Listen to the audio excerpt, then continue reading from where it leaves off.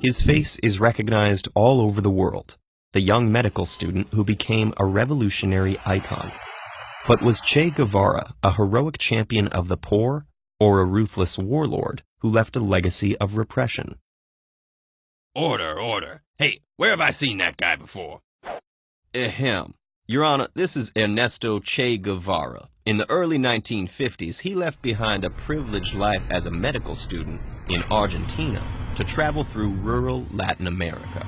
The poverty and misery he witnessed convinced him that saving lives required more than medicine. So he became a terrorist seeking to violently overthrow the region's governments. What? The region's governments were brutal oligarchies. Colonialism may have formally ended, but elites still controlled all the wealth. American corporations bought up land originally seized from indigenous people and used it for profit and export, even keeping most of it uncultivated, while locals starved. Couldn't they vote to change that? Oh, they tried, Your Honor. In 1953, Che came to Guatemala under the democratically elected government of President Arbenz. Arbenz passed reforms to redistribute some of this uncultivated land back to the people while compensating the landowners. But he was overthrown in a CIA-sponsored coup. The military was protecting against the seizure of private property and communist takeover. They were protecting corporate profits. And Che saw that they would use the fear of communism to overthrow any government that threatened those profits. So he took the lessons of Guatemala with him to Mexico. There he met exiled Cuban revolutionaries and decided to help them liberate their country. You mean help Fidel Castro turn a vibrant Cuba into a dictatorship? Dictatorship was what Cuba had before the revolution. Fulgencio Batista was a tyrant who came to power in a military coup.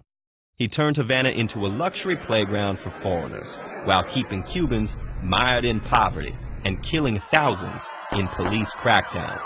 Even President Kennedy called it the worst example of economic colonization, humiliation, and exploitation in the world. Whatever Batista's faults, it can't compare to the totalitarian nightmare Castro would create. Forced labor camps, torture of prisoners, no freedom to speak or to leave. But this isn't the trial of Fidel Castro, is it?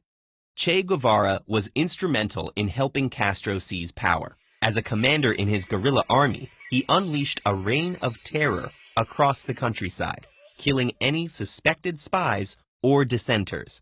He also helped peasants build health clinics and schools, taught them to read, and even recited poetry to them. His harsh discipline was necessary against a much stronger enemy who didn't hesitate to burn entire villages suspected of aiding the rebels. Let's not forget that the new regime held mass executions and killed hundreds of people without trial as soon as they took power in 1959. The executed were officials and collaborators who had tormented the masses under Batista. The people supported this revolutionary justice. Which people? An angry mob crying for blood does not a democracy make. And that's not even mentioning the forced labor camps, arbitrary arrests, and repression of LGBT people that continued long after the revolution. There's a reason people kept risking their lives to flee, often with nothing but the clothes on their backs. So was that all this Che brought to Cuba? Just another violent dictatorship? Not at all. He oversaw land redistribution, helped establish universal education, and organized volunteer literacy brigades that raised Cuba's literacy rate to 96%, still one of the highest in the world, which allowed the government to control what information everyone received. Guevara's idealistic incompetence as finance minister caused massive drops in productivity when he replaced worker pay raises with moral certificates. He suppressed all press freedom, declaring that newspapers were instruments of the oligarchy, and it was he who urged Castro to host Soviet nuclear weapons, leading to the Cuban Missile Crisis that brought the world to the brink of destruction. He was a leader, not a bureaucrat. That's why he eventually left to spread the revolution abroad. Which didn't go well. He failed to rally rebels in the Congo and went to Bolivia even when the Soviets disapproved. The Bolivian government, with the help of the CIA, was able to capture and neutralize this terrorist in 1967, before he could do much damage, while doing plenty of damage themselves in the process. So that was the end of it? Not at all. As Che said, the revolution is immortal. He was publicly mourned in cities all over the world, not by the Cubans who managed to escape, and his story would inspire young activists for generations to come. Ha! A trendy symbol of rebellion for those who never had to live under his regime. Symbols of revolution may become commodified, but the idea of a more just world remains. Maybe, but I'm not sharing my coffee. Che Guevara was captured and executed by government forces in Bolivia. His remains would not be found for another 30 years.